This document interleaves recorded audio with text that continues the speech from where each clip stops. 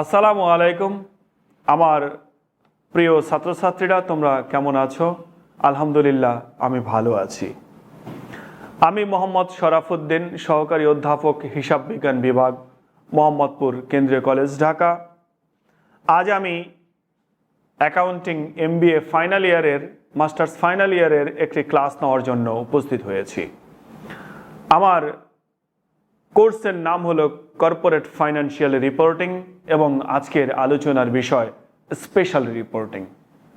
ইতিপূর্বের ক্লাসগুলোতে স্পেশাল রিপোর্টিংয়ের কিছু special reporting সম্পর্কে আমি কথা বলেছি, এর বিস্তারিত নিয়ম নীতি কথা বলেছি এবং এই সম্পর্কেও কিছু অঙ্ক তোমাদেরকে প্র্যাকটিস করিয়েছি। আমি হোল্ডিং কোম্পানির অঙ্ক করছিলাম। আজ হোল্ডিং কোম্পানির সর্বশেষ অঙ্ক আমি তোমাদের সামনে উপস্থাপন করব। আগামী ক্লাসে নতুন কোনো টপিক নিয়ে তোমাদের সামনে আমি হাজির হব। আমি সর্বশেষ অঙ্কটি পড়ছি, তোমরা মনোযোগ সহকারে অঙ্কটি দেখবে এবং প্র্যাকটিস করবে। From the following particulars, prepare the consolidated balance sheet as at 31st December 2019 showing the workings. নিম্নের তথ্যগুলো থেকে তুমি একটা কনসোলিডেটেড ব্যালেন্স শিট তৈরি করবে এবং তোমার প্রয়োজনীয় ওয়ার্কিংসগুলোকে তুমি দেখাবে। দেখো, লাইবিলিটিসে দেওয়া আছে শেয়ার ক্যাপিটাল অফ টাকা 100 ইচ, হোল্ডিং লিমিটেড এবং সাবসিডিয়ারি লিমিটেডের শেয়ার ক্যাপিটাল দেওয়া আছে। প্রফিট অ্যান্ড লস অ্যাকাউন্ট, এরপর profit up to 31 December 2018 less loss for 2019, bills payable, general reserve, sundry creditors. Asset পাশের রয়েছে fixed asset, investment in subsidiary limited 1400 shares, stock in trade, sundry debtors, bills receivable, cash in hand. Other information রয়েছে H Limited বা Holding Limited bought the shares of subsidiary limited on 1st January 2019. যে আমরা 2019 সালের 1 জানুয়ারিতে subsidiary শেয়ারগুলো ক্রয় করে নিয়েছিলাম। B নম্বরে general reserve of subsidiary limited remained unchanged since 2018। 2018 সাল থেকেই সাবসিডিয়ারি লিমিটেডের জেনারেল রিজার্ভটা অপরিবর্তিত রয়েছে। The sundry debtors of holding limited includes টাকা 3000 to be received from subsidiary limited. আমার হোল্ডিং এর ডেটর্সের মধ্যে দেনাদারের মধ্যে 3000 টাকা আছে যেটি সাবসিডিয়ারির কাছ থেকে পাওয়া যাবে। তার মানে এটি হোল্ডিং এর কাছে দেনাদার, পে করবে সাবসিডিয়ারি, তাই সাবসিডিয়ারির কাছে এটি পাওনাদার। এটি দুটি কোম্পানির ভিতরের একটি ইন্টারনাল ট্রানজ্যাকশন, এটিকে আমরা শেষে গিয়ে সেট অফ করে দেব। ডি নম্বর বলছে the stock of subsidiary limited includes goods sent by holding limited at a market price of টাকা 4000 which includes 25% profit and cost. সাবসিডিয়ারির মজুদ পণ্যের মধ্যে 4000 টাকার পণ্য মজুদ আছে, এটি হোল্ডিং এর কাছ থেকে পাওয়া গিয়েছিল। তার মানে এখানে মজুদের মধ্যে ইন্টারনাল ট্রানজ্যাকশনের 4000 টাকার পণ্য রয়েছে, যার মধ্যে প্রফিট ছিল 25% অন কস্ট। ইন্টারনাল ট্রানজ্যাকশনের ফলে যে মজুদগুলো গোডাউনে থাকবে, এর মধ্যে যে প্রফিট থাকে, এর মানে এখান থেকে আমরা আনরিয়ালাইজ প্রফিটটা বের করব। The bills of subsidiary limited are payable only to holding limited বা H limited. সাবসিডিয়ারির বিলস পেয়েবলের টাকাটা পুরোপুরি হোল্ডিংকে পে করতে হবে। তার মানে এই বিলস পেয়েবলের টাকাটা দুটি কোম্পানির ভিতরকার একটি ইন্টারনাল ট্রানজ্যাকশন, তাই আমরা এটিকে সেট অফ করে দিব। The fixed assets of subsidiary limited are undervalued by টাকা 4000. সাবসিডিয়ারি কোম্পানির ফিক্সড অ্যাসেট এর পরিমাণ 4000 টাকা আন্ডারভ্যালুড বা কম মূল্যায়ন করা হয়েছে। আমাদের এখন কাজ হবে এই অ্যাসেটটার মূল্যকে বাড়িয়ে দেওয়া। তো অ্যাসেটের মূল্য যদি বেড়ে যায়, it's one kind of profit. আমরা এখন কাজ করার জন্য আমি ওয়ার্কিং শুরু করছি, সমাধান শুরু করছি আমি। দেখো, আমাদের ধারাবাহিক যে ওয়ার্কিংসগুলো রয়েছে, এই ওয়ার্কিংসগুলো আমরা করব। ওয়ার্কিংস নাম্বার 1, প্রথম ওয়ার্কিংসটা হলো হোল্ডিং রেশিও। হোল্ডিং রেশিও এটা বের করব হলো H limited is to subsidiary limited. দেখো হোল্ডিং কোম্পানি কিনে নিয়েছিল, অ্যাসেট পাশে দেওয়া আছে, ইনভেস্টমেন্ট করেছে 1400 শেয়ারে। আর সাবসিডিয়ারি কোম্পানির টোটাল শেয়ারের সংখ্যা হবে 2000 মাইনাস 1400, 1400:600। আমরা যদি দুটা করে শূন্য ফেলে দিই তাহলে 14:6, এটাকে যদি আমরা 2 দিয়ে ভাগ করে দিই তাহলে 7:3। ওয়ার্কিং নাম্বার 2, 2 নম্বর ওয়ার্কিং এ বের করতে কারেন্ট ইয়ার প্রফিট। তোমরা দেখো লাইবিলিটিস সাইডে প্রফিট আপ টু 31/12/18 দেওয়া আছে, তার নিচে দেওয়া আছে লেস লস ফর 2019। তার মানে 2019 সাল হলো আমার কারেন্ট ইয়ার, এই ইয়ারে কোনো প্রফিট হয়নি, লস হয়েছে। তাহলে আমরা এখানে বলবো কারেন্ট ইয়ার লস। ডাইরেক্টলি আমরা লিখে দেব কারেন্ট ইয়ার লস, বা এখানে লস ফর 2019 এর মানটা লিখে দেব 8000। ওয়ার্কিং নাম্বার 3, আমরা ক্যাপিটাল প্রফিট বা ক্যাপিটাল লস বের করব। আমি একটু পরে লিখছি, এখানে ক্যাপিটাল প্রফিট এখানে বের হবে, আমরা একটু লিখে নেই capital profit.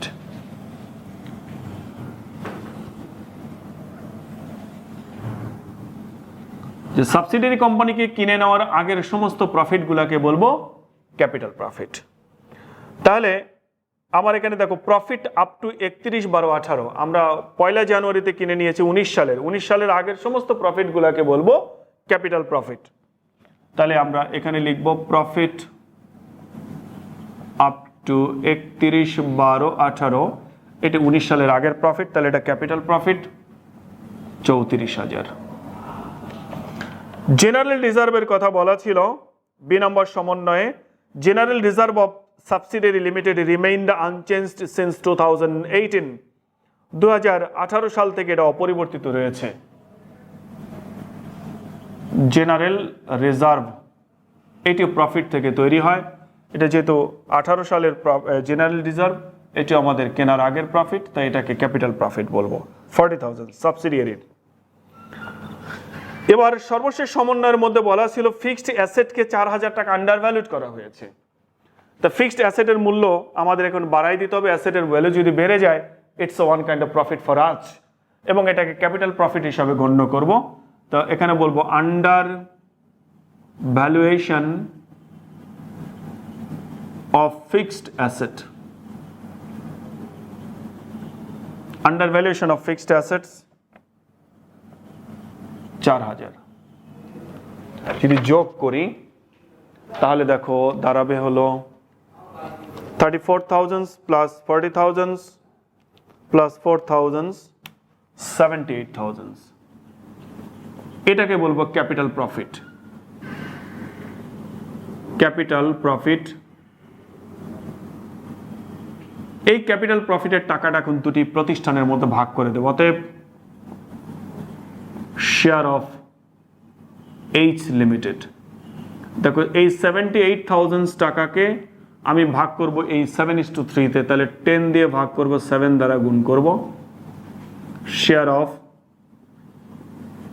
S limited 78,000 into 10 দিয়ে ভাগ করব, আর সাবসিডিয়ারির অংশ হলো 3 দিয়ে গুণ করব। তাহলে দেখো আমরা যদি ক্যালকুলেশনটা কভার করি, 78,000 ভাগ 10 into 7, 54,600। 78,000 divided by 10 into 3, 23,400। Working number 4, 4 number working আমরা কস্ট অফ কন্ট্রোল বের করব। কস্ট অফ কন্ট্রোল, এই কস্ট অফ কন্ট্রোল বের করার জন্য আমরা এখন কাজ করছি। দেখো কস্ট অফ কন্ট্রোল হলো সাবসিডিয়ারি কোম্পানিকে কিনে নেওয়ার ফলে আমি কি কি জিনিস পেলাম সেটাই লিখব, আর এখানে বিনিয়োগ করতে আমার কত টাকা চলে গেল, এই দুটি ডিফারেন্সে আমরা লাভ লস ক্যালকুলেট করব। এখান থেকে প্রথমে দেখব হলো ফেস ভ্যালু অফ শেয়ার। আমরা 1400 শেয়ার কিনেছিলাম, এক একটা শেয়ারের দাম 100 টাকা করে, 1,40,000 টাকা। আর এই যে ক্যাপিটাল প্রফিট থেকে একটা ভাগ আমরা পাবো, share of capital profit of H limited, এটি ওয়ার্কিং 3 থেকে আসবে, এখানে ওয়ার্কিং 3 লিখে দেব 54,600। তাহলে দেখো 1,40,000 এর সঙ্গে যদি 54,600 যোগ করি 1,94,600, এখান থেকে আমি 1400 শেয়ারের মূল্যটা মাইনাস করে দেব, মাইনাস কস্ট অফ 1400 শেয়ারস। দেখো অ্যাসেট পাশে investment in S limited 1400 shares দেওয়া আছে 1,56,000, 1,56,000, 1400 শেয়ারের মূল্য আমার 1,56,000 টাকা অঙ্কে দেওয়া ছিল, সেটি লিখব। এখান থেকে যদি 1,56,000 টাকা মাইনাস করে দেই তাহলে আমার 38,600 টাকা আমার দেখো প্রফিট হয়। দেখো আমি পেলাম 1,94,600, এই জন্য বিনিয়োগ করতে হয়েছে, আমাকে দিতে হয়েছে 1,56,000 টাকা, তাহলে 38,600 টাকা আমার প্রফিট হয়েছে। এই কস্ট অফ কন্ট্রোলে যদি প্রফিট বের হয় এটার নাম হবে ক্যাপিটাল রিজার্ভ, এটার নাম হবে ক্যাপিটাল রিজার্ভ। ওয়ার্কিং নাম্বার 4 শেষ হয়ে গেল, এবার আমি চলে যাব ওয়ার্কিং নাম্বার 5-এ। ওয়ার্কিং নাম্বার 5-এ হলো রেভিনিউ প্রফিট।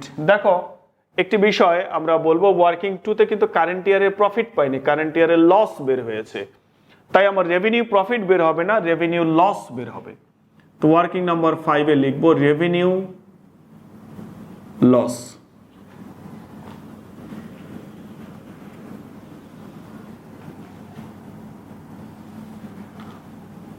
রেভিনিউ লস আমরা ক্যালকুলেশন করব এখন। দেখো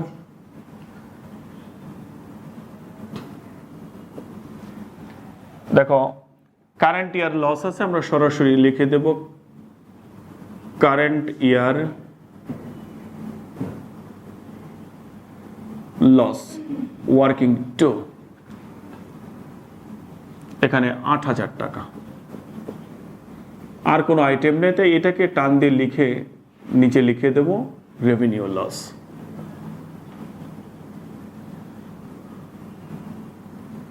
রেভিনিউ লস, এই রেভিনিউ লসের টাকাটা এখন দুটি কোম্পানির মধ্যে ভাগ করে দেব।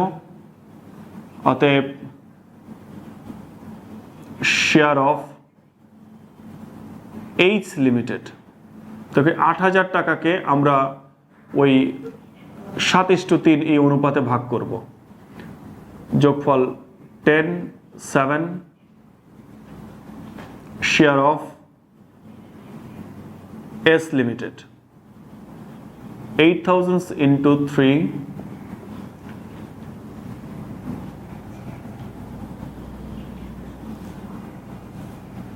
দেখো এটা যদি ক্যালকুলেশন করি 8,000 divided by 10 into 7, 5,600, but 10 into 3, 2,400. Working number 6, minority interest.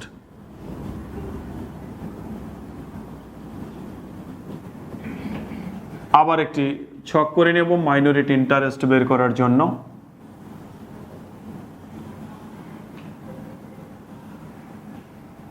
Minority interest হলো সাবসিডিয়ারি কোম্পানির যত দাবি দেওয়া আছে সমস্ত কিছুকে আমরা মাইনরিটি ইন্টারেস্ট বলবো। প্রথমে লিখব ওদের শেয়ারের মূল্যটা, face value of share, face value of share. দেখো সাবসিডিয়ারি কোম্পানির শেয়ারের সংখ্যা আমি ওয়ার্কিং 1-এ দেখেছি 600 শেয়ার, এক একটা শেয়ারের দাম 100 টাকা করে, 60,000 টাকা। এরপর তার ক্যাপিটাল প্রফিটের একটা ভাগ আছে, share of capital profit of S limited, এটি ক্যাপিটাল প্রফিট ওয়ার্কিং 3-তে বের হয়েছিল, ওয়ার্কিং 3 লিখব। দেখো সাবসিডিয়ারির ভাগে ছিল 23,400 টাকা। এবার ওয়ার্কিং 5-এ দেখো রেভিনিউ প্রফিট না রেভিনিউ লস বের হয়েছিল, ওইটা লিখব share of revenue loss of S Limited, এটি ওয়ার্কিং 5 বের হয়েছে, ওয়ার্কিং 5 দিয়ে দেব। দেখো লস যেহেতু বের হয়েছে, সাবসিডিয়ারি ভাগে ছিল 2400, এই লসের টাকাটাকে আমি ব্র্যাকেটে লিখব, মানে বিয়োগ দেখাতে হবে। তাহলে এখন যদি আমরা যোগ বিয়োগ করে দিই, 60,000 23,400 মাইনাস 2,400 81,000, এটাকে বলবো মাইনরিটি ইন্টারেস্ট। অতএব minority interest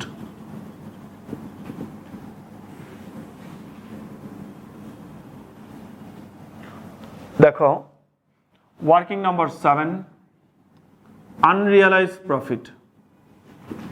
unrealised profit, unrealised profit সম্পর্কে আমার বলা ছিল, বক্তব্য ছিল এরকম যে যদি দুটি কোম্পানির মধ্যে কোনো ইন্টারনাল ট্রানজ্যাকশন হয় এবং সেই ট্রানজ্যাকশন থেকে যদি কোনো পণ্যদ্রব্য আমার গোডাউনের মধ্যে মজুদ থাকে, তো ওই পণ্যের মধ্যে যে প্রফিট থাকবে সেই প্রফিটটাকে আনরিয়ালাইজড প্রফিট বলবো।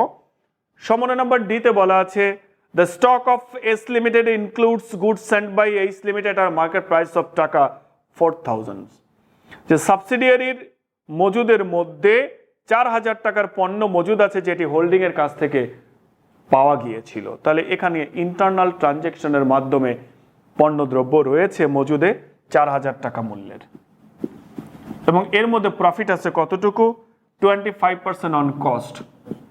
তাই গুণ করব 25 ভাগ করব 125।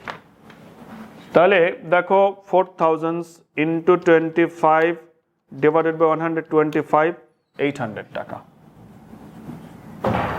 Working number 8, profit and loss account of holding limited বা এইচ লিমিটেড। হোল্ডিং কোম্পানির প্রফিট অ্যান্ড লস অ্যাকাউন্টের পরিমাণটা কত, এখন আমরা সেটি বের করে নিব।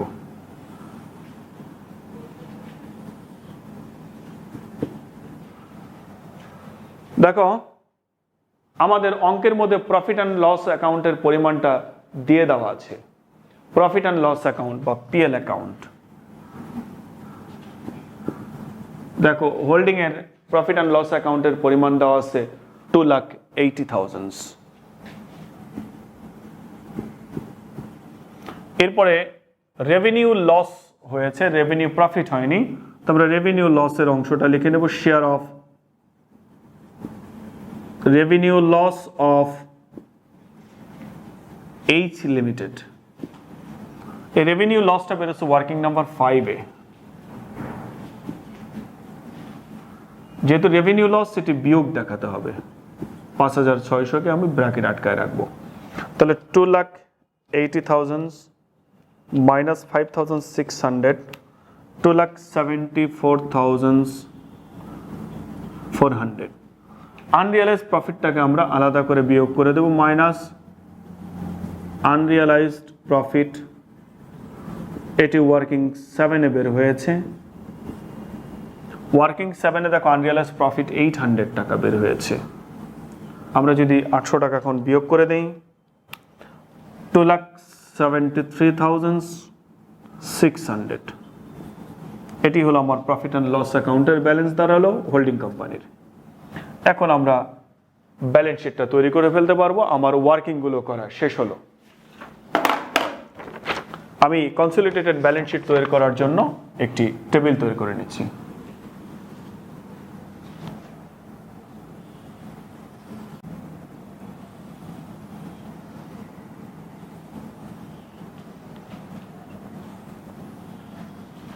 consolidated balance sheet.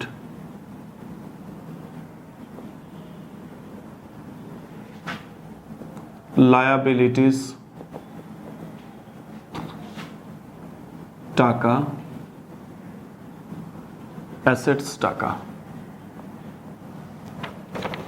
দেখো অ্যাসেট পাশে রয়েছে প্রথমে আমার ফিক্সড অ্যাসেটস।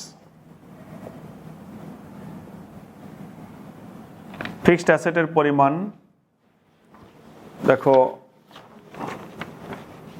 7,80,000 প্লাস 1,68,000, 9,48,000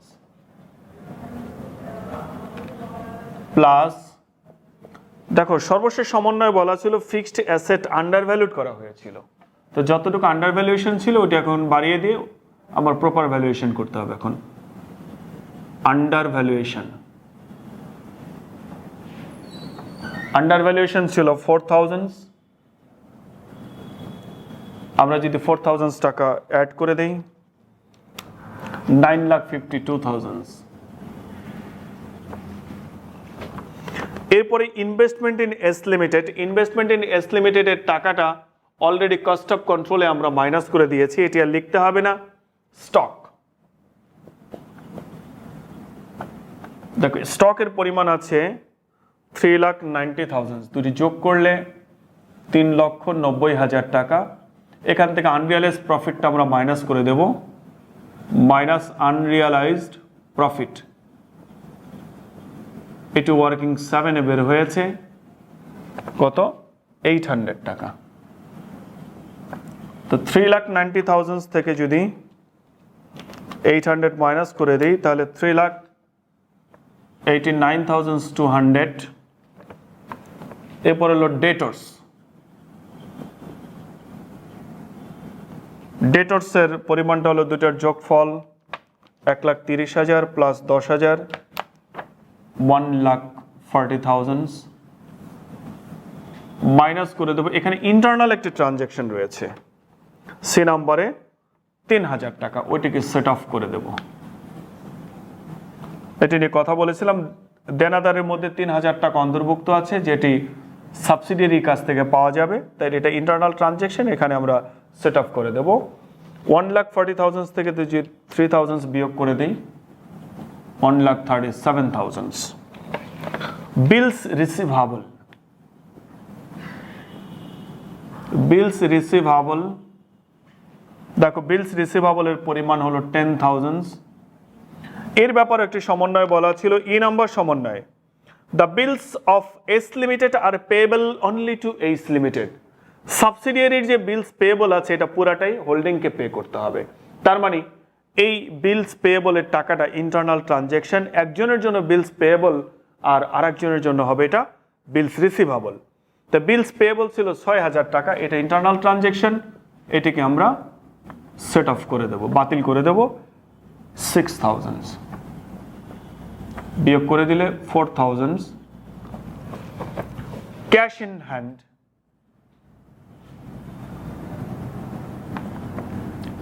হ্যান্ড, দেখো 26,000 আর 8,000, 26,000 8,000 যোগ করলে 34,000। আমার অ্যাসেট পাশের আইটেমগুলো লেখা শেষ, এবার লাইবিলিটিস লিখব। প্রথমে হলো শেয়ার ক্যাপিটাল, শুধু হোল্ডিং কোম্পানির টাকাটা লিখব 10 lakh. Profit and loss account working number 8 থেকে নিয়ে আসবো 2,73,600। Profit up to less loss for, এগুলো সব লেখা হয়ে গেছে। বিলস পেয়েবল, দেখো বিলস পেয়েবল আমার আছে 6,000 টাকা, এবং এই ব্যাপারে বলা ছিল বিলস পেয়েবলের পুরাটাই ইন্টারনাল ট্রানজ্যাকশন, এটাকে আমরা সেট অফ করে দেবো বা বাতিল করে দেব।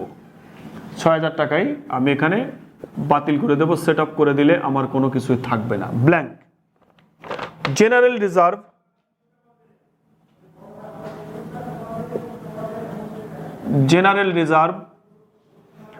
রিজার্ভ হোল্ডিং কোম্পানিতে দেওয়া আছে 1,10,000, সাবসিডিয়ারিটা আগেই লেখা হয়ে গেছে। ক্রেডিটর্স, দেখো ক্রেডিটর্স দুটি কোম্পানিতে দেওয়া আছে, একটায় 12,000, একটাতে 4,000, মোট 16,000। সমন্বয় নম্বর সিতে বলা ছিল যে দেনাদারের মধ্যে 3,000 টাকা আছে যেটি সাবসিডিয়ারির কাছ থেকে পাওয়া যাবে, তাহলে এটিও 3,000 টাকা ইন্টারনাল ট্রানজ্যাকশন। তো একটার দেনাদার মানে হলো আর একটার পাওনাদার, এটিকে আমরা সেট অফ করে দেব 3,000। তো 16,000 থেকে 3,000 বিয়োগ দিলে থাকবে 13,000। আমার সবগুলো আইটেম শেষ। এবার আমরা একটু দেখব যে ওয়ার্কিংস থেকে আমার তিনটা জিনিস লিখতে হয়। প্রথমে কস্ট অফ কন্ট্রোলের দেখো বের হয়েছে ক্যাপিটাল রিজার্ভ, এই ক্যাপিটাল রিজার্ভের টাকাটা লিখব লাইবিলিটির সাইডে। ক্যাপিটাল রিজার্ভ এটি আছে ওয়ার্কিং নাম্বার 4-এ। 4 নম্বর ওয়ার্কিং এ দেখো ক্যাপিটাল রিজার্ভের পরিমাণ 38,600। তারপরে মাইনরিটি ইন্টারেস্ট ওয়ার্কিং নাম্বার 6,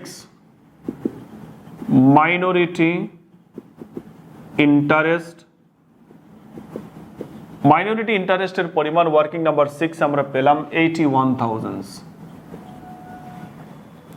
এরপরে ওয়ার্কিং নাম্বার 7 এ আনরিয়ালাইজ প্রফিট, এটি আমরা স্টক থেকে মাইনাস করেছি। ওয়ার্কিং নাম্বার 8 এর প্রফিট অ্যান্ড লস অ্যাকাউন্ট, এটিও আমার লেখা হয়ে গেছে। এখন দেখো সমন্বয়ের মধ্যে আর কিছু নেই যেগুলো এখানে আসবে।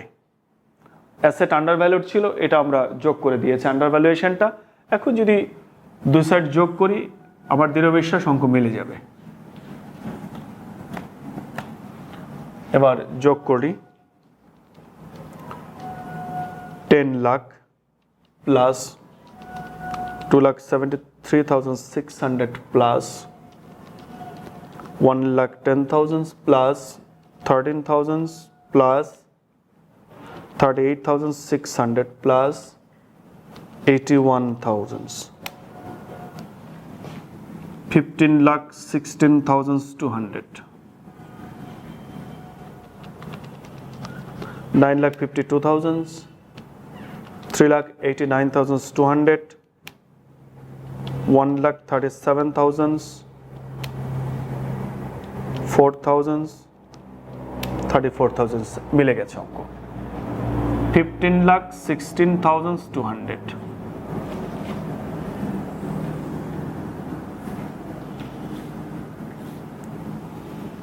প্রিয় ছাত্রছাত্রীরা, আমার সম্পূর্ণ অঙ্কটি সমাধান করা শেষ হয়ে গেল।